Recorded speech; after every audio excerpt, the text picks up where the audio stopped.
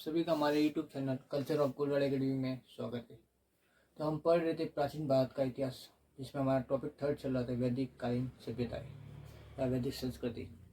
इससे पहले की नेक्स्ट वीडियो में हमने पढ़ा था ऋग वैदिक कालीन सामाजिक स्थिति। आज हम पढ़ेंगे उत्तर वैदिक कालीन सामाजिक स्थिति में किस प्रकार देखने को मिलती है। हमारी हेडिंग है उत्तर वैदिक कालीन सामाजिक स्थिति। इसमें हम पढ़ेंगे प्रमुख 7 पॉइंट। पहला आएगा परिवार, दूसरा विवाह की स्थिति में किस प्रकार देखने को मिलती है समाज में। फिर आती है तीसरा पॉइंट महिलाओं की स्थिति, चौथा पॉइंट आश्रम व्यवस्था, फिर पुरुषार्थ व्यवस्था किस प्रकार थी, संस्कार किस प्रकार देखने को मिलते हैं समाज में, एवं सातवां पॉइंट वर्ण व्यवस्था किस प्रकार में देखने को मिलती है। आज के हम वीडियो में पढ़ेंगे प्रमुख 3 पॉइंट। पहला आता है परिवार। पहले पॉइंट में हम पढ़े परिवार तो किसे कहते हैं। समान रक्त संबंधों से निर्मित इकाई को परिवार कहा गया है। प्रशासन की सबसे छोटी इकाई परिवार को माना गया है। वहीं इसके मुखिया को कुल या गृहपति कहा गया है। उत्तर वैदिक काल में हम देखें तो ऋग वैदिक कालीन सामान्य में व्यवस्था देखने को मिलती है। ऋग वैदिक काल में जिस प्रकार संयुक्त परिवार प्रथा थी एवं प्रत्यसत्तात्मक प्रथा थी या प्रत्यसत्तात्मक व्यवस्था देखने को मिलती है, वैसे कि वैसे उत्तर वैदिक कालीन सामाजिक स्थिति में भी हमें देखने को मिलती है। इसी के साथ हमारा फर्स्ट पॉइंट कंप्लीट होता है। बिल्कुल आसान था। नेक्स्ट पॉइंट पढ़ते हैं तो विवाह की स्थिति में किस प्रकार देखने को मिलती है। इसे हम एक प्रश्न के रूप में हल करेंगे। चाहे आप कॉलेज के एग्जाम दो या स्कूल के एग्जाम दो, तो आप वहाँ पे एक प्रश्न आ सकता है आपके बीच में कि वैदिक कालीन विवाह की व्यवस्था पर लेख लिखिए। ये 50 शब्द या 100 शब्द में भी दिया जा सकता है। तो इसमें ऋग वैदिक कालीन या उत्तर वैदिक कालीन दोनों की हमें विवाह की स्थिति देखने को मिलती है, हम लिखेंगे। तो हम ऋग वैदिक कालीन को 2 भागों में बांट कर देखते हैं। तो उत्तर वैदिक कालीन, ऋग वैदिक कालीन देखने को मिलती है। यहाँ पे देखेंगे तो ऋग वैदिक काल में हमें विवाह की स्थिति किस प्रकार देखने को मिलती है। तो पहला आता है अनुलोम विवाह, अर्थात जिसमें लड़का उच्च कुल का एवं लड़की निम्न कुल की होती है, जिनके मध्य जो विवाह होता है उसे अनुलोम विवाह कहा गया है। यह सर्वश्रेष्ठ विवाह माना गया है ऋग वैदिक काल में। वही प्रतिलोम विवाह, इसमें लड़की उच्च कुल की एवं लड़का निम्न कुल का होता है, इन दोनों के बीच में जो विवाह होता है उसे प्रतिलोम विवाह माना गया है। ये तो बात हुई ऋग वैदिक कालीन। आज का हमारा टॉपिक है उत्तर वैदिक कालीन। तो हमें इसमें किस प्रकार विवाह की स्थिति देखने को मिलती है। तो उत्तर वैदिक काल में हमें विवाह की स्थिति की जानकारी आश्वलायन ग्रह सूत्र से देखने को मिलती है, जहाँ पर हमें 8 प्रकार के विवाह देखने को मिलते हैं। ठीक है दोस्तों, पहला ही पॉइंट आता है विवाह किस प्रकार था। तो पहला आता है ब्रह्म विवाह या ब्रह्मा विवाह। तो किसे कहते हैं। तो वस्त्र आभूषणों से सुसज्जित कन्या को वर के साथ विवाह करना।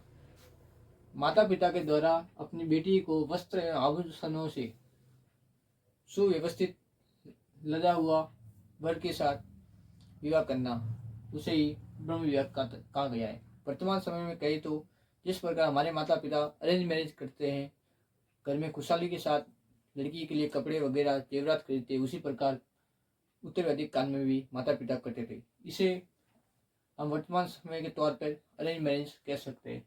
यह विवाह का सर्वश्रेष्ठ उदाहरण हमें देखने को मिलता है।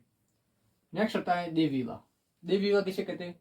तो यज्ञ करने वाले ऋषि के साथ विवाह करवाना, अर्थात जब प्राचीन समय में यदि कोई यज्ञ करवाने वाला व्यक्ति धनवान वगैरह है तो वह ऋषि को दान वगैरह देकर उसे यज्ञ का कर चुका देता है। यदि कोई नॉर्मल सा व्यक्ति यज्ञ करवाता है तो उसके पास कोई दान देने के लिए नहीं होता है, तो वह ऋषि के साथ अपनी कन्या का विवाह करवा देता है, उसे ही देव विवाह कहा गया है। फिर आता है आर्ष विवाह।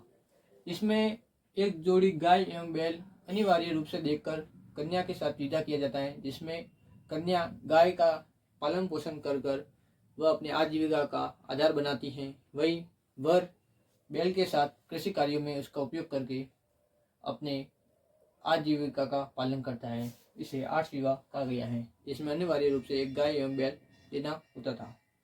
चौथा आता है प्रजापति विवाह, जिसमें धर्माचरण संदेश देते हुए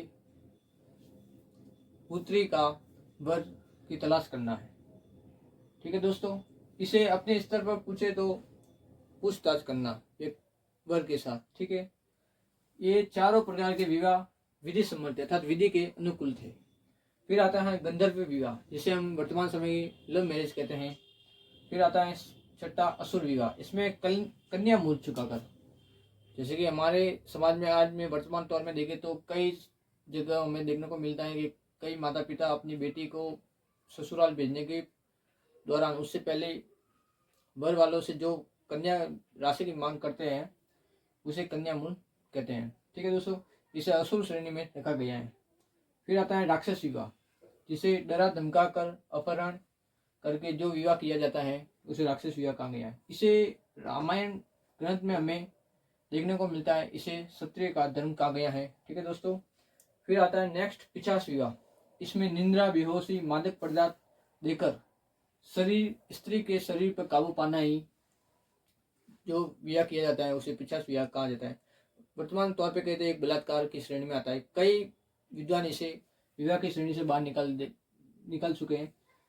देखिए तो यह सबसे निकृष्ट विवाह में देखने को मिलता है, अर्थात 5 से लगाकर 8 तक के विवाह में विधि के विरुद्ध देखने को मिलते हैं। इसी के साथ दोस्तों हमारे उत्तर वैदिक कालीन विवाह की स्थिति समाप्त होती है। नेक्स्ट पॉइंट आता है महिलाओं की स्थिति में किस प्रकार देखने को मिलती है। तो ऋग्वैदिक कालीन तत्पश्चात हमें उत्तर वैदिक काल में महिलाओं की स्थिति में कई गिरावट दर्ज होती देखने को मिलती है। जैसे कि राजनीतिक संस्था में इनका प्रवेश पर रोक लगा दी गई थी, जैसे उदाहरण के तौर पर विधत और सभा में इनकी रोक लगा दी गई थी महिलाओं की। उत्तर वैदिक काल में महिलाओं का उपनयन संस्कार समाप्त कर दिया गया था। उपनयन संस्कार किसे कहते हैं, जब उसे महिला को धागा पहनाकर अर्थात एक ब्राह्मण समाज में होता है जो जनेऊ धारण करता है उसे उपनयन संस्कार है कहा जाता है। ये उत्तर वैदिक काल में महिलाओं का अधिकार समाप्त कर दिया गया था। ऐतरेय ब्राह्मण ग्रंथ में महिला के लिए कृपण शब्द का प्रयोग किया गया। कृपण अर्थात उसे दायित्व या बोझ माना गया है, जो महिलाओं के लिए सबसे निकृष्ट शब्द का प्रयोग किया गया है ऐतरेय ब्राह्मण ग्रंथ में। वही वैतरणी संहिता में देखें तो महिला के लिए 3 पासों में सम्मिलित किया। 3 पास अर्थात 3 बुराई में, जिसमें पहला आता है शराब, दूसरा आता है जुआ, तीसरा आता है स्त्री, अर्थात महिला को 3 पास में सम्मिलित किया गया, जो एकदम समाज के लिए निकृष्ट साबित होता हुआ दिखाई देता है। वही महिला को प्रमुख कोई अधिकार दिए गए थे, जैसे कि वेदों का अध्ययन कर सकती थी महिला, उस शिक्षा प्राप्त करती थी। प्राप्त करने का अधिकार उत्तर वैदिक काल में महिला को सामने देखने को मिलता है। सत्य और ब्राह्मण ग्रंथ में हमें कई विदुषी महिलाओं के नाम देखने को मिलते हैं। प्रमुख नाम देखें तो गार्गी, गंधर्वी, मैत्रेयी, वेदवती एवं ग्रहिता में नाम देखने को मिलते हैं। ये जो आप नाम देख रहे हैं गार्गी, इन्हीं के नाम पर 10th और 12th में जिन छात्राओं को 75% से ऊपर नाम होते हैं उन्हें गार्गी पुरस्कार दिया जाता है। इसी के साथ दोस्तों हमने उत्तर वैदिक कालीन सामाजिक स्थिति के 3 पॉइंट पढ़े हैं। पहला परिवार, दूसरा महिला की स्थिति एवं महिलाओं की, तीसरा पॉइंट विवाह की स्थिति किस प्रकार देखने को मिलती है। नेक्स्ट वीडियो में पढ़ेंगे आश्रम व्यवस्था एवं पुरुषार्थ एवं संस्कार एवं वर्ण व्यवस्था पर जो पॉइंट होंगे हम उन्हें एक एक करके देखेंगे। यदि आप सभी को हमारा ये वीडियो अच्छा लगा हो तो हमारे चैनल को सब्सक्राइब कीजिए, लाइक कीजिए, कमेंट कीजिए। मिलते हैं नेक्स्ट वीडियो में इसी टॉपिक के नेक्स्ट पार्ट के साथ। तब तक के लिए जय हिंद, जय भारत।